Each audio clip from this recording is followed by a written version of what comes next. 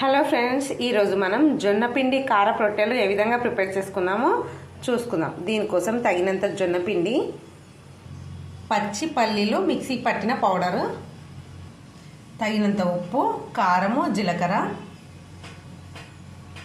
తురిమిన పచ్చి ఉల్లిగడ్డ. వీటిని మనం పిండిలో వేసి కలుపుకుందాం. ఈ పిండిని మొత్తం కారం మొత్తం ఉప్పు మొత్తం కలిసే వరకు కలుపుకుందాం. ఈ విధంగా ఉల్లిగడ్డ కూడా మొత్తం పిండిలో కలిసే వరకు కలుపుకుందాం. ఇప్పుడు ఈ పిండిలో బాగా మరుగుతున్న వాటర్ని వేసుకోవాలి తగినంత.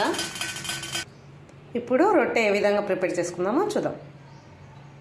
తగినంత పిండిని తీసుకొని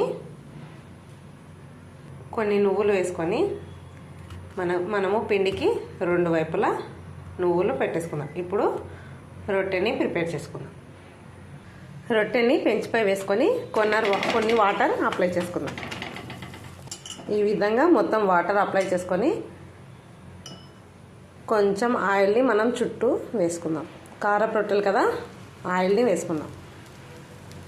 రొట్టెని మలుపుకున్నాక మనం పైవైపు కూడా కొంచెం ఆయిల్ని వేసుకుందాం.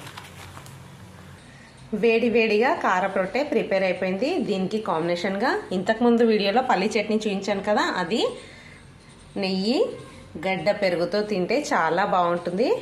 నచ్చితే మీరు కూడా ట్రై చేయండి. లైక్ చేయండి, షేర్ చేయండి, సబ్స్క్రైబ్ చేయండి. Thank you everyone.